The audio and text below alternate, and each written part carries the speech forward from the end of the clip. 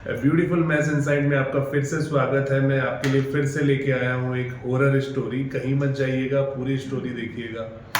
यहाँ हम आपके लिए लाते हैं उन कहानियों को जो आपके रोंगटे खड़े कर देंगी और दिल की धड़कनों को तेज कर देंगी। ऐसी रहस्यमयी कहानियां जहां आपको हर पल डर और खौफ का एहसास होगा। आज की हमारी कहानी है खौफनाक चुड़ैल और ट्रक ड्राइवर। मेरी आपसे इतनी गुजारिश है कि आप अगर इस कहानी को पूरा सुनेंगे तो आपको सच में बहुत ज्यादा मजा आने वाला है। साथ ही अगर आप पहली बार हमारे इस चैनल पर आए हैं तो चैनल को अभी सब्सक्राइब कर लीजिए। ऐसा करने से हमारी और आपकी नजदीकियां बढ़ जाएंगी और आगे आने वाली वीडियो आप तक आसानी से पहुंच जाएंगी। तो ज्यादा समय न लेते हुए जल्दी से अपनी कहानी को शुरू करते हैं। सतपाल सिंह एक अनुभवी ट्रक ड्राइवर और उसका खलासी किशन लाल असम से मुंबई के लिए माल लेकर निकलते हैं। सफर लंबा और थका देने वाला है, लेकिन दोनों के लिए यह रोज की बात है। इस बार उनका सफर अलग साबित होने वाला है, एक ऐसा सफर जो उनकी जिंदगी बदल देगा। रात का दूसरा पहर शुरू हो चुका था। आसमान काले बादलों से ढका था और चांद की हल्की रोशनी भी अब गुम हो चुकी थी। ट्रक के हेडलाइट्स केवल सामने की कुछ मीटर की दूरी तक का रास्ता दिखा पा रहे थे। हाईवे पर सन्नाटा था, इतना गहरा कि ट्रक के इंजन की आवाज भी कानों में गूंज रही थी। सतपाल सिंह अपनी ड्राइविंग सीट पर गहरी तन्मयता से बैठे थे, जबकि खलासी किशन लाल, जो आमतौर पर हंसी मजाक करके सफर का समय काटता था, आज कुछ चुप चुप सा था। जैसे ही ट्रक एक घने जंगल के हिस्से में पहुंचा, किशन ने पहली बार महसूस किया कि माहौल में अजीब सी बेचैनी है। हवा में कुछ अजीब सा बोझिलपन था, जैसे किसी अदृश्य भार ने चारों ओर को घेर लिया हो। अचानक ट्रक के अंदर हल्की सी सरसराहट सुनाई दी। किशन ने इसे पहले तो नजरअंदाज किया, लेकिन जब आवाज बार बार आने लगी तो वह सतपाल की ओर मुड़ा। भैया, कुछ आवाज सुनाई दे रही है? उसने धीरे से पूछा। सतपाल ने मुस्कुराते हुए जवाब दिया, अरे भाई, जंगल है, कभी पत्ते खड़खड़ाते हैं तो कभी जानवर चलते हैं, डरने की जरूरत नहीं है। लेकिन किशन का मन नहीं माना। वह खिड़की से बाहर झांकने लगा। तभी उसे ऐसा महसूस हुआ जैसे किसी ने दूर जंगल के अंदर से तेज चीख मारी हो। यह आवाज इतनी दर्द भरी और गूंजती हुई थी कि किशन के रोंगटे खड़े हो गए। भैया, मैंने कुछ सुना, कोई औरत चीख रही है, उसने लगभग चिल्लाते हुए कहा। सतपाल ने ट्रक धीमा कर दिया और ध्यान से सुनने की कोशिश की। कुछ पल तक केवल इंजन की गड़गड़ाहट सुनाई दी, लेकिन अचानक वह भी बंद हो गई। अब चारों तरफ ऐसा सन्नाटा था कि वह आवाज जैसे कानों में चुभने लगी। हो सकता है कोई जानवर हो या फिर कोई जंगल की अजीब आवाज, सतपाल ने अपने डर को छिपाते हुए कहा। लेकिन किशन के चेहरे का रंग उड़ चुका था। जैसे ही ट्रक आगे बढ़ा, वह आवाज और करीब लगने लगी। इस बार ऐसा लगा जैसे वह आवाज सिर्फ चीख नहीं थी, बल्कि किसी के रोने और मदद मांगने की पुकार थी। किशन को पसीना आने लगा। भैया, मुझे सच में कुछ अजीब लग रहा है, ये जगह ठीक नहीं लगती, सतपाल ने गुस्से में कहा। डरने की जरूरत नहीं, रास्ता लंबा है और दिमाग मत खराब कर, ध्यान काम पर लगाओ। लेकिन सतपाल खुद भी अब बेचैन हो चुका था। उसे महसूस हुआ कि ट्रक की हेडलाइट्स के घेरे के ठीक बाहर कुछ परछाइयां तेजी से हिलती हुई दिख रही थीं। वह झट से आईने में देखता है, लेकिन वहां कुछ नहीं था। अचानक किशन ने जोर से कहा, भैया, पीछे देखो, कोई पीछे भाग रहा है। सतपाल ने झटके से ब्रेक लगाए और ट्रक के दोनों केबिन में सन्नाटा छा गया। दोनों एक दूसरे की ओर देख रहे थे, लेकिन किसी के पास जवाब नहीं था। उस समय दोनों को समझ में आ गया कि यह सफर आसान नहीं होने वाला। रात गहराती जा रही थी। ट्रक अब जंगल के घने हिस्से को पार करके एक सुनसान हाईवे पर चल रहा था।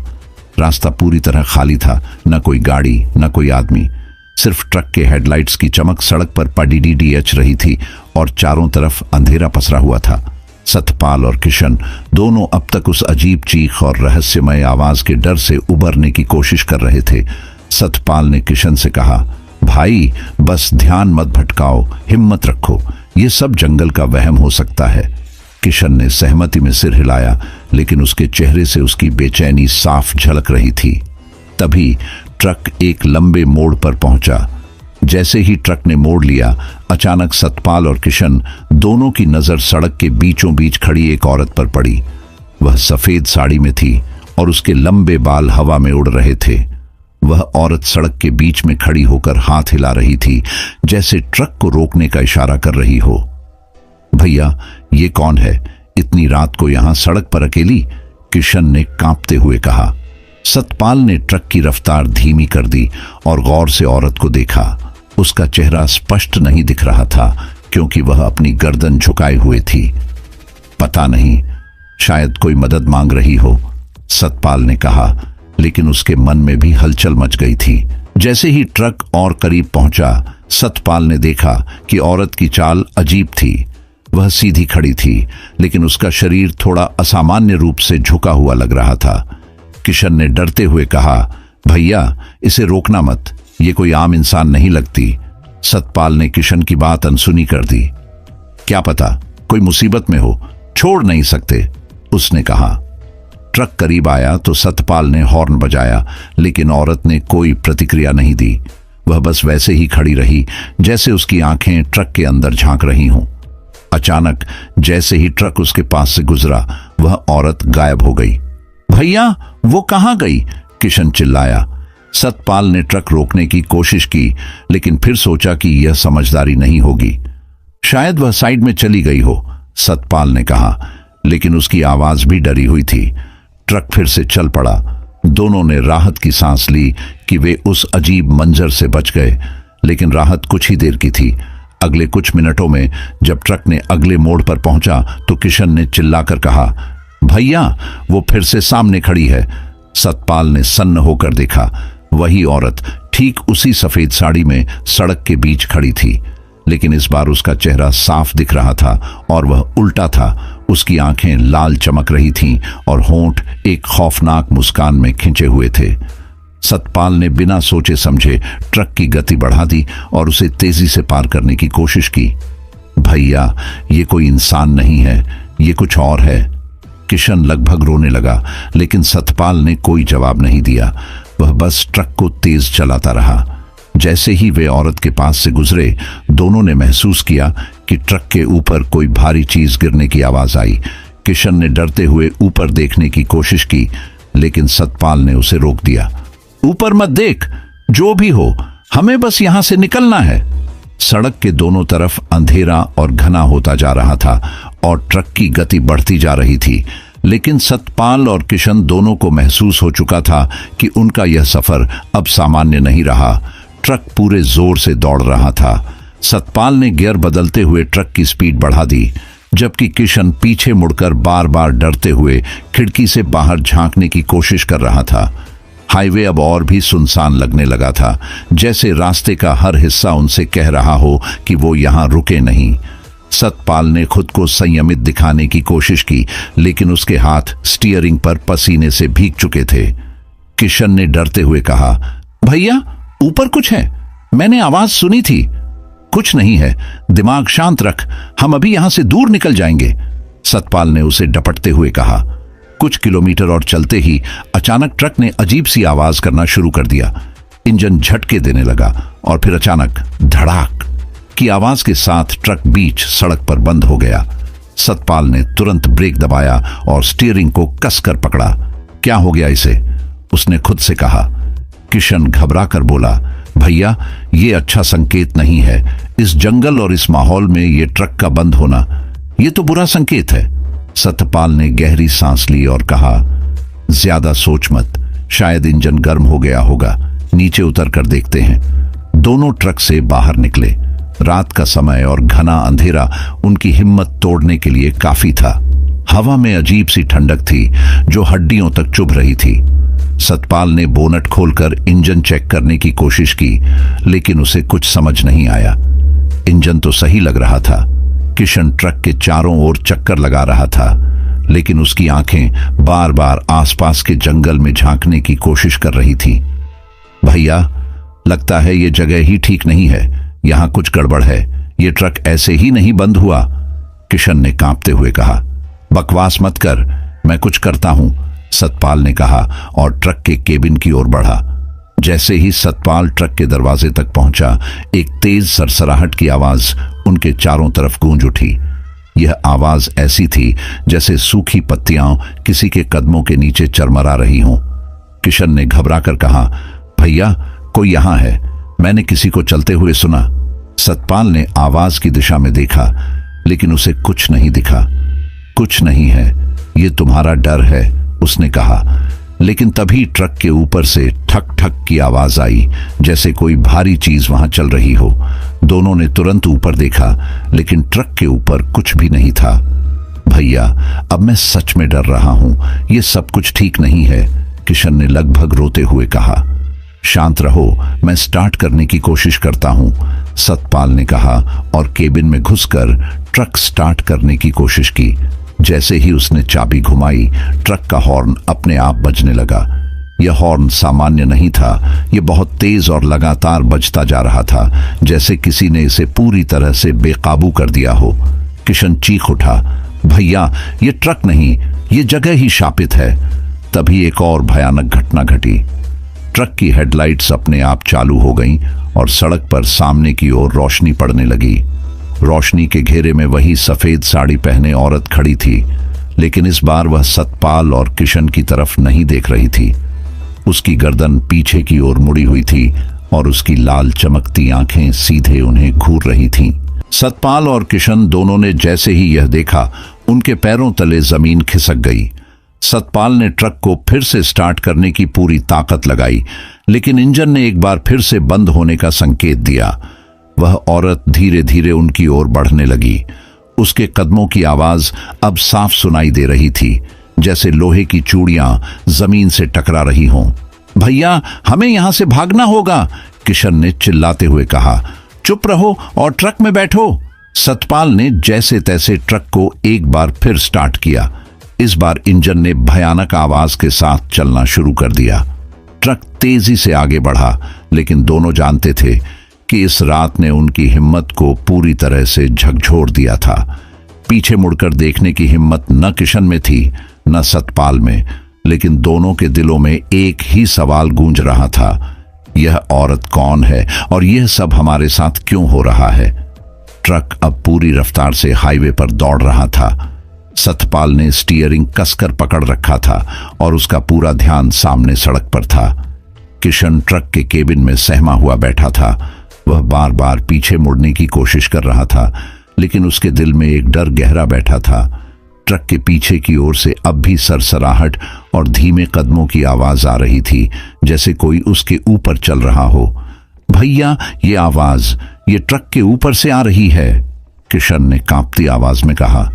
चुप बैठो, ये सब तुम्हारा भ्रम है, सतपाल ने सख्ती से कहा, लेकिन उसकी आवाज में भी आत्मविश्वास की कमी थी।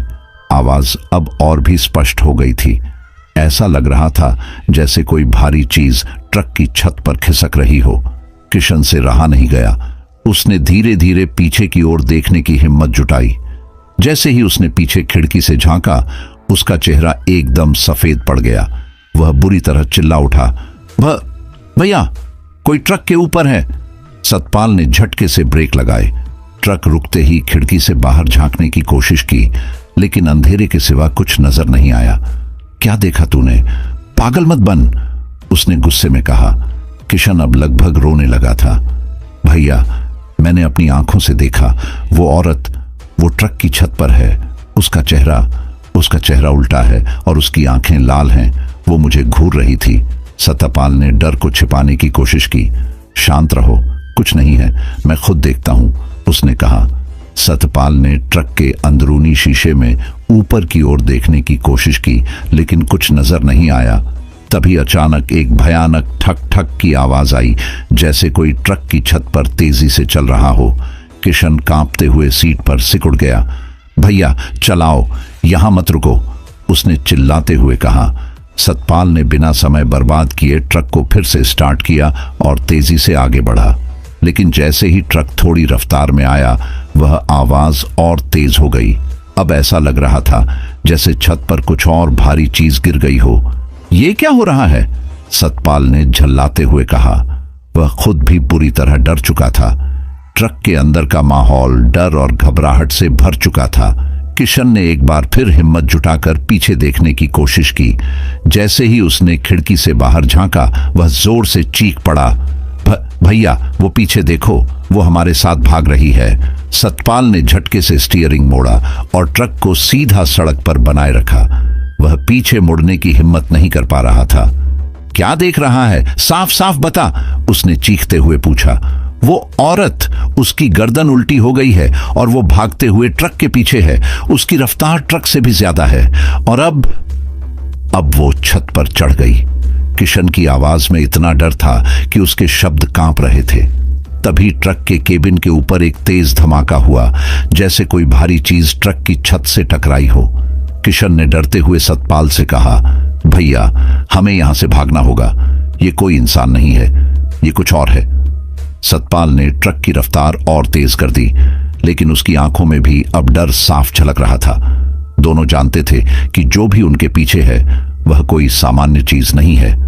ट्रक अब एक लंबी और सीधी सड़क पर दौड़ रहा था और चारों तरफ गहरी खामोशी थी, लेकिन किशन की नजरें लगातार पीछे की खिड़की पर जमी थीं। अचानक खिड़की के शीशे पर एक खौफनाक चेहरा प्रकट हुआ, लाल आंखें, उल्टा चेहरा और एक भयानक मुस्कान। भैया, किशन ने जोर से चिल्लाया, लेकिन सतपाल ने इस बार पीछे देखने की हिम्मत नहीं की। देखो मत, हम सिर्फ आगे बढ़ेंगे, उसने गुस्से और डर के मिले जुले भाव में कहा। किशन ने घबराते हुए अपनी आंखें बंद कर लीं। ट्रक की गति बढ़ती जा रही थी और दोनों अब इस डर के साथ आगे बढ़ रहे थे कि यह रात उनकी आखिरी न बन जाए। रात का अंधेरा अब और भी घना हो चुका था। ट्रक के इंजन की आवाज और हाईवे पर घूमते ठंडी हवा के झोंके एक अजीब सिहरन पैदा कर रहे थे।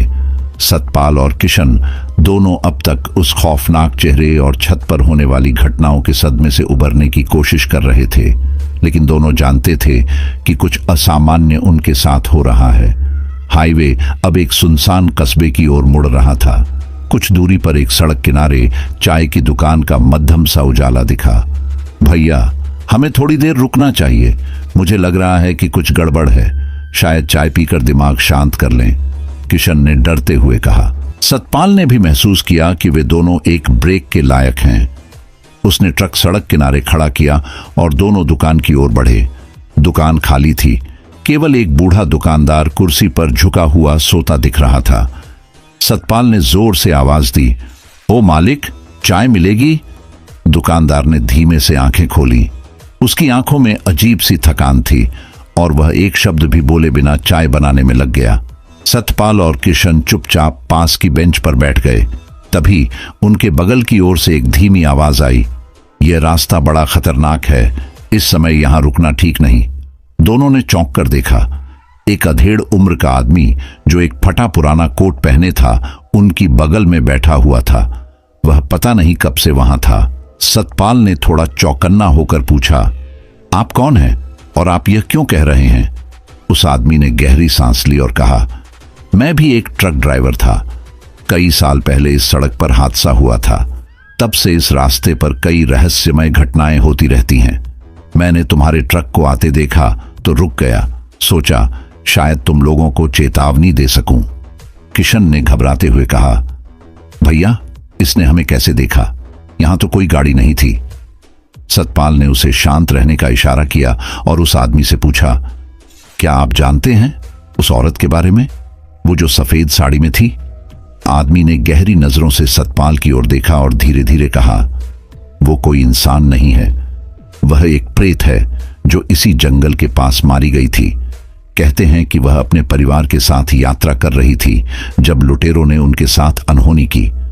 तब से वह यहां भटकती है, लेकिन वह सबके लिए नहीं आती। वह केवल उन्हीं को चुनती है जिनके जीवन में कोई बड़ा पाप हो। सतपाल और किशन ने एक दूसरे की ओर देखा। उनके दिलों में डर और सवाल दोनों उमड़ रहे थे। लेकिन वह हमें क्यों तंग कर रही है? हमने क्या किया है? सतपाल ने गुस्से में पूछा। आदमी ने एक पल रुककर कहा, यह सवाल तुम खुद से पूछो। कभी कभी जो पाप हम सोचते हैं कि भुला दिए गए हैं, वे हमारे साथ साथ चलते रहते हैं और जब समय आता है तो उनका सामना करना पड़ता है। किशन अब लगभग रोने लगा था। भैया, ये सब क्यों हो रहा है? हमें यहां से निकलना चाहिए। सतपाल ने उस आदमी से कहा, आप हमारी मदद करेंगे। हमें यहां से सुरक्षित निकलने का कोई रास्ता बताइए।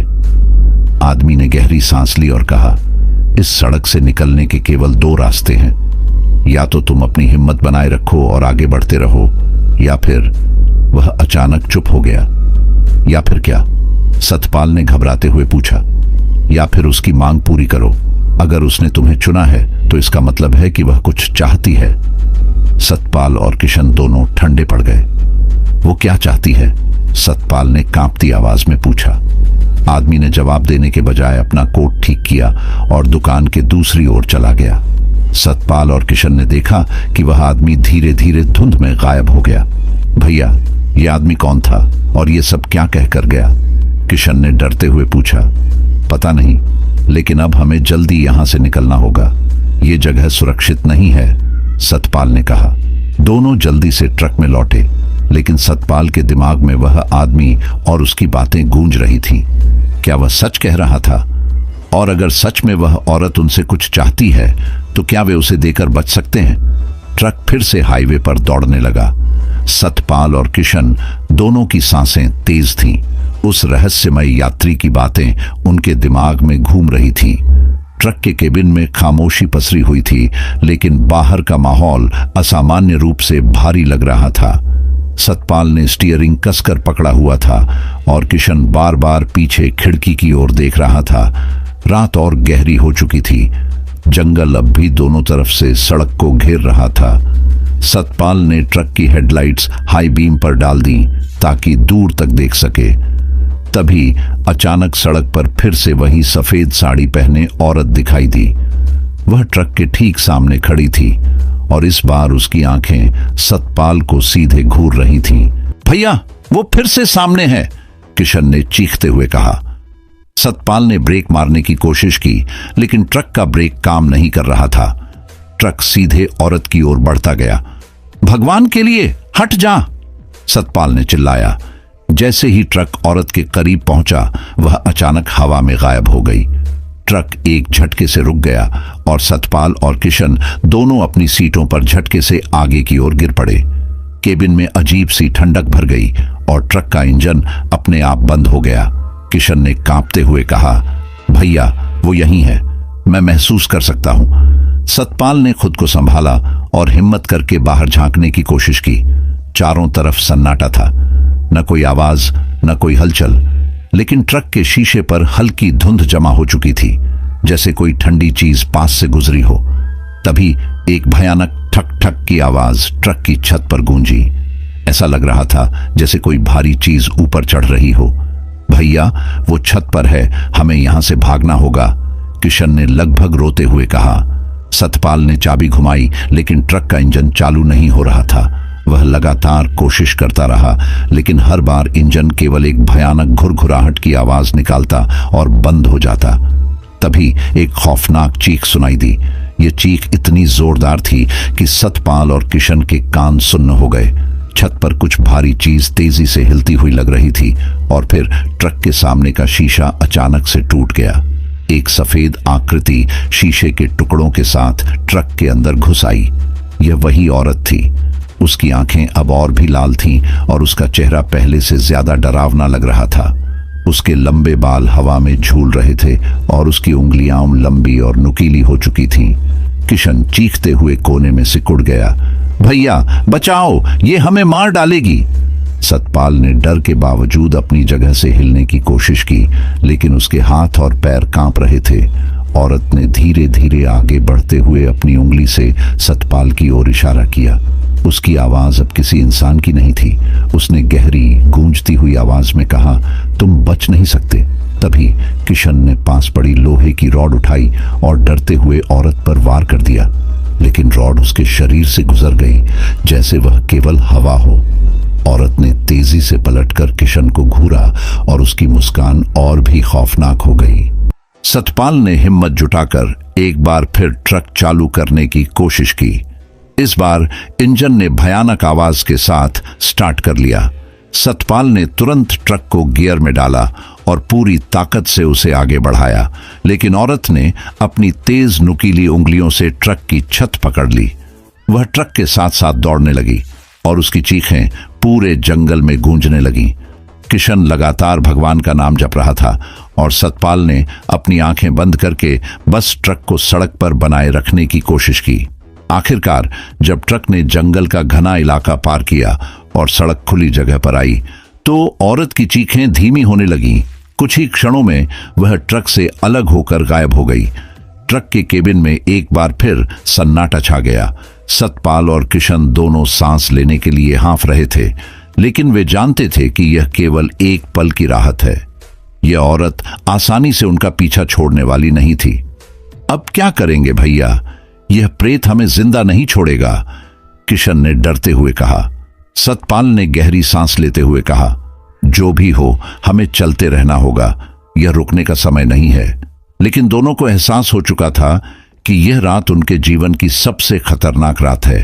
ट्रक अब तेजी से सुनसान सड़क पर दौड़ रहा था। सतपाल और किशन दोनों के चेहरों पर गहरी चिंता और डर साफ झलक रहा था।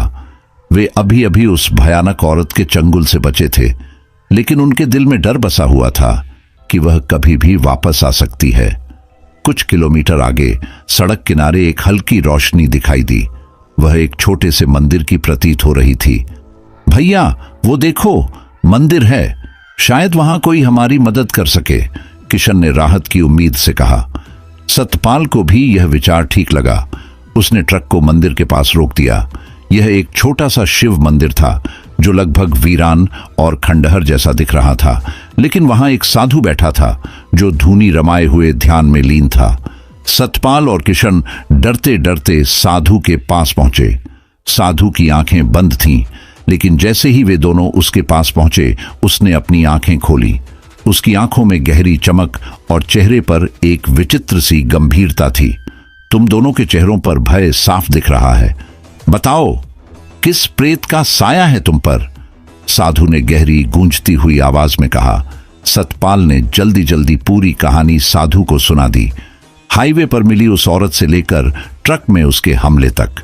किशन ने कांपती आवाज में जोड़ा, बाबा वो हमें मार डालेगी, हम बच नहीं सकते।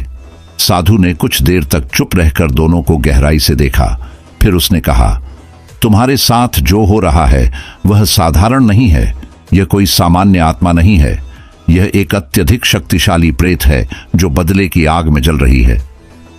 बाबा ऐसा क्यों हो रहा है, हमने क्या किया है, सतपाल ने घबराते हुए पूछा। साधु ने अपनी धूनी में से राख उठाई और उसे सतपाल के माथे पर लगाते हुए कहा, उस प्रेत का पीछा करना कोई साधारण घटना नहीं है, वह केवल उन्हीं को चुनती है जिनके कर्म उसे पुकारते हैं। सतपाल, क्या तुमने अतीत में ऐसा कुछ किया है जो किसी के लिए मृत्यु या कष्ट का कारण बना हो? सतपाल का चेहरा पीला पड़ गया। उसकी आंखों में भय और पछतावा झलकने लगा। वह कुछ बोलने ही वाला था कि किशन ने उसे रोक दिया। भैया, बाबा के सामने सच बताओ, हमें बचाने का कोई और तरीका नहीं है। सतपाल ने गहरी सांस ली और कहा, कुछ साल पहले मैंने और मेरे दोस्तों ने एक व्यापारिक सौदे के दौरान धोखा दिया था।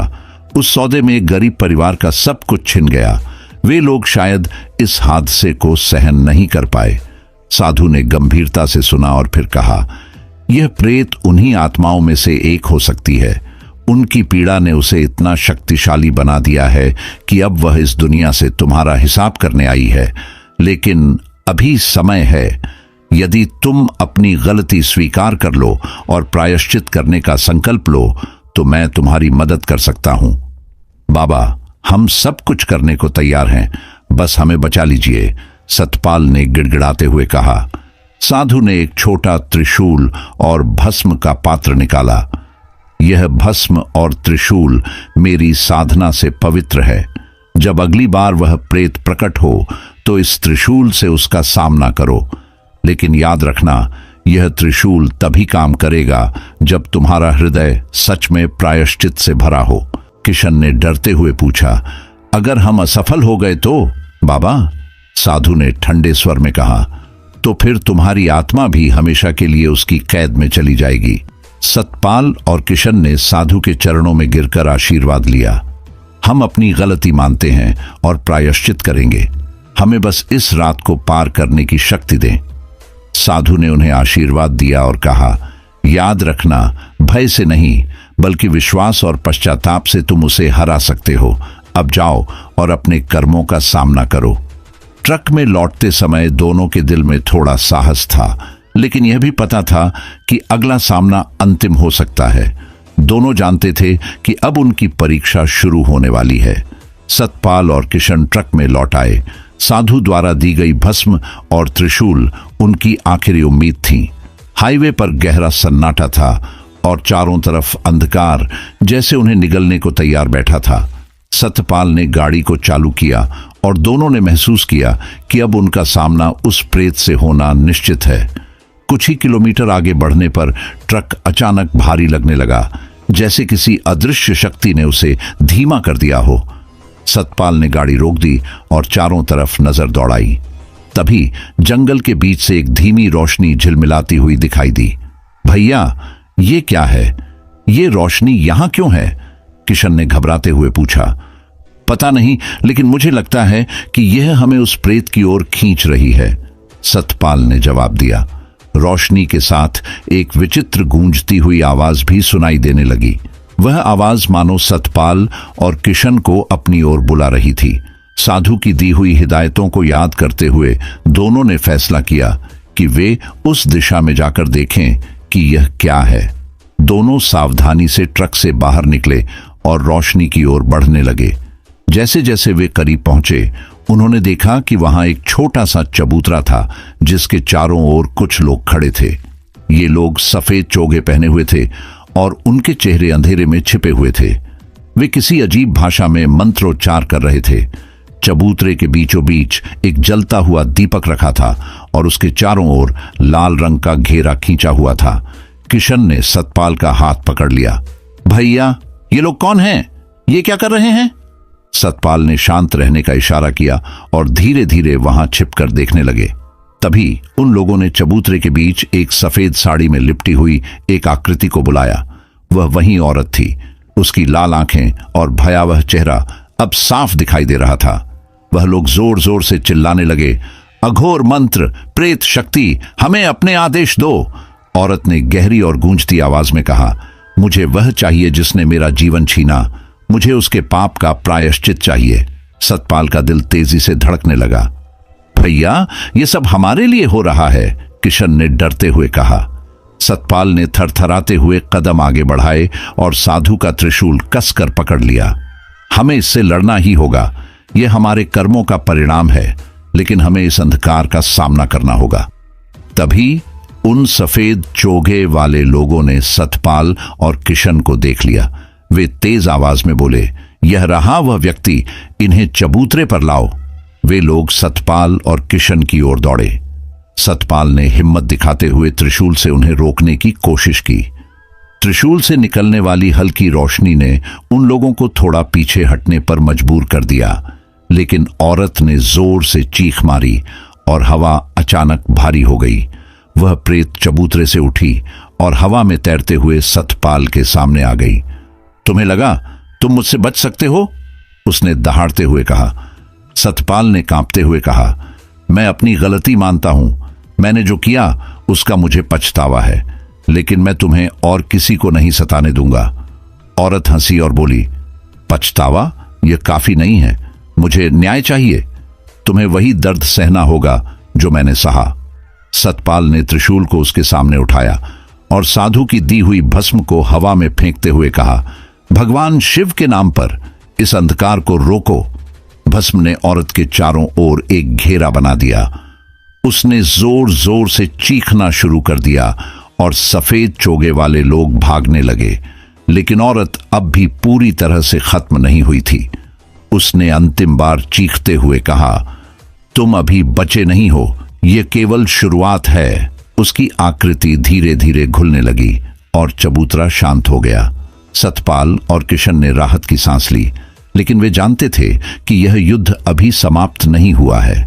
उनके पाप का प्रायश्चित करना बाकी था।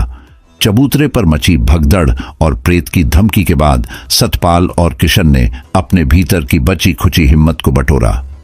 भस्म और त्रिशूल ने प्रेत को रोकने में मदद जरूर की थी, लेकिन उनकी जंग अभी खत्म नहीं हुई थी। उन्हें समझ में आ गया कि इस चुड़ैल से बचने के लिए उसका अतीत जानना और उसके अधूरे काम को पूरा करना बेहद जरूरी है।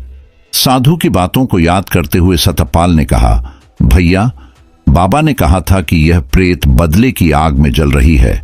इसका मतलब है कि जब तक हम यह नहीं समझेंगे कि इसे न्याय क्यों चाहिए, तब तक यह हमें नहीं छोड़ेगी। किशन ने डरते हुए जवाब दिया, लेकिन भैया, हम इसे कैसे जानें?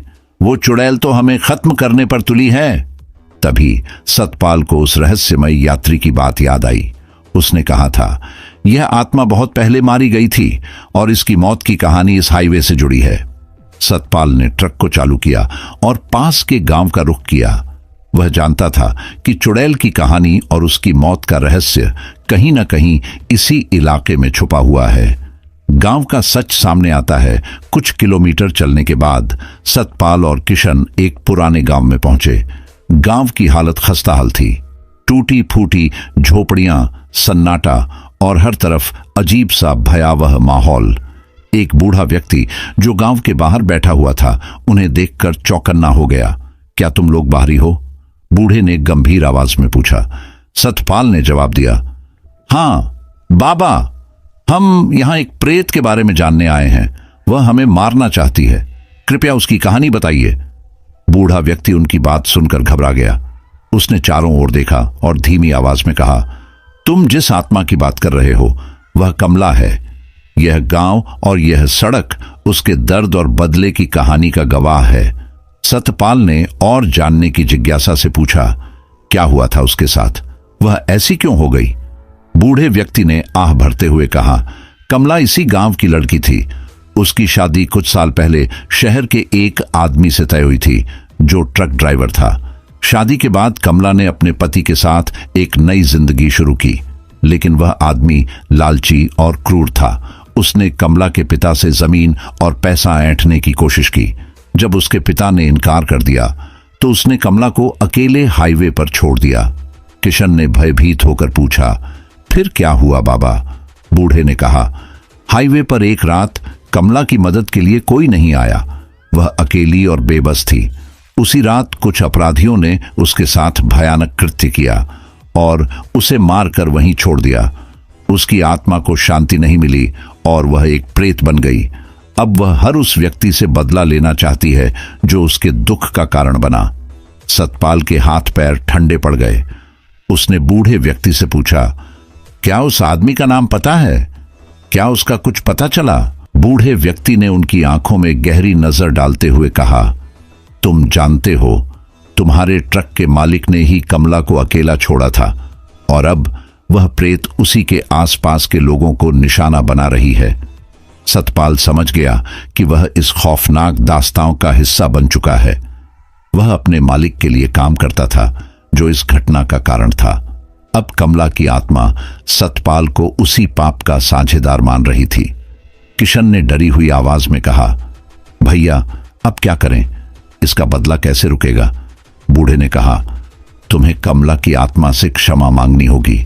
उसे न्याय का विश्वास दिलाना होगा, लेकिन याद रखना, वह माफ तभी करेगी जब तुम्हारे दिल में सच्चा पछतावा होगा, वरना वह तुम्हें और तुम्हारे मालिक को बख्शेगी नहीं। सतपाल ने दृढ़ता से कहा, बाबा, मैं अपनी गलती मानता हूं। मैंने भले ही यह काम सीधे न किया हो, लेकिन मैंने ऐसे लोगों का साथ दिया। अब मैं कमला से माफी मांगूंगा और उसे न्याय दिलाने की कोशिश करूंगा। सतपाल और किशन ट्रक में वापस लौटे। वे जानते थे कि अब कमला की आत्मा का सामना करना तय है। वे उस स्थान पर लौटे जहां वह भयानक घटना घटी थी। अब उनका इरादा साफ था, सच्चा पछतावा और प्रायश्चित। सतपाल और किशन उस हाईवे पर लौट आए जहां कमला की आत्मा ने अपना दर्द और क्रोध संजो रखा था। वे दोनों जानते थे कि यह उनका आखिरी मौका था और अब उन्हें अपनी पूरी ताकत और सच्चाई के साथ आगे बढ़ना था। ट्रक की लाइट्स की तेज चमक से सड़क पर अंधेरे में एक डरावनी सी खामोशी छाई हुई थी। सतपाल ने धीमी आवाज में कहा, भैया, हमें कमला से सीधे बात करनी होगी। मैं उसे बताना चाहता हूं कि मैं अपनी गलती मानता हूं और उसके साथ हुए अन्याय के लिए मैं शर्मिंदा हूं। किशन ने हल्की सी हिचक के साथ कहा, लेकिन भैया, क्या हमें सच में लगता है कि वो हमारी बात मानेगी? वो इतनी शक्तिशाली है, क्या हम सच में इससे बच पाएंगे? अगर हम सच्चे दिल से प्रायश्चित करें और उसे न्याय दिलाने का वादा करें तो शायद उसे शांति मिल जाए। यह हमारा आखिरी मौका है, सतपाल ने दृढ़ स्वर में कहा। वे दोनों ट्रक से बाहर निकले और उस स्थान तक पहुंचे जहां कमला की आत्मा ने अपने अंतिम समय में दर्द और घृणा महसूस की थी। अचानक हवा में एक अजीब सी ठंडक घुल गई और उनके चारों ओर अंधेरा गहरा गया। तभी उसी भयावह रूप में कमला की उपस्थिति महसूस होने लगी।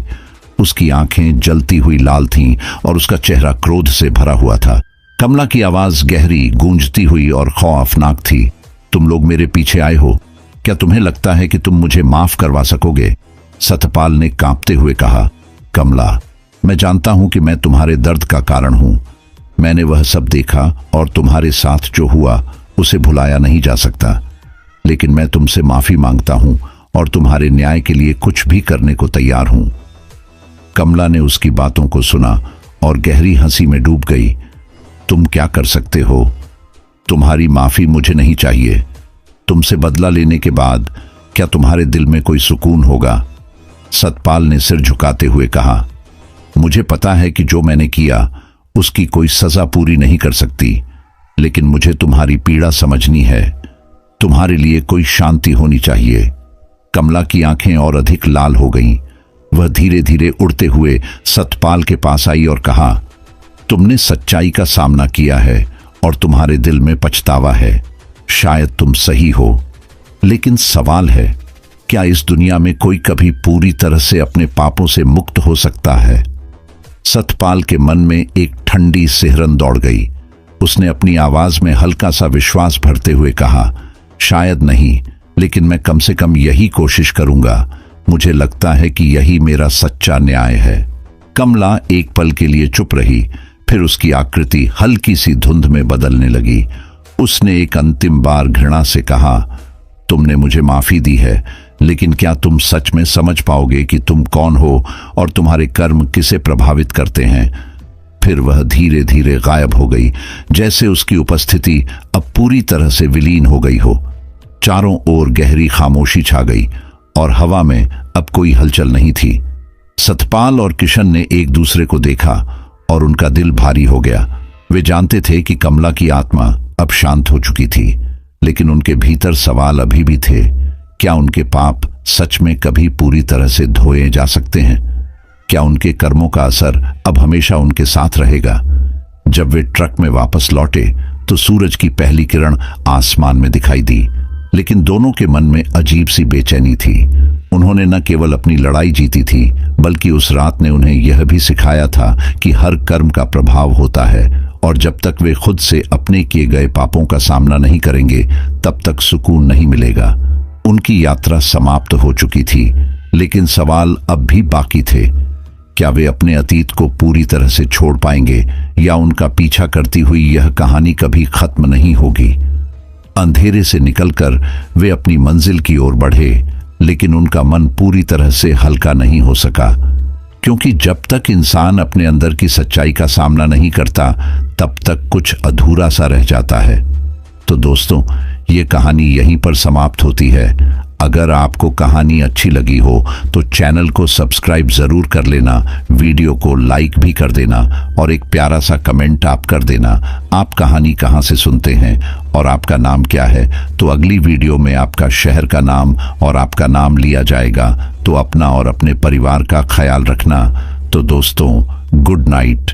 उम्मीद करता हूँ कि स्टोरी आपको पसंद आई होगी। अगर आपको स्टोरी पसंद आई है तो please like, share and comment करें। अगली वीडियो में फिर मिलेंगे। Thank you.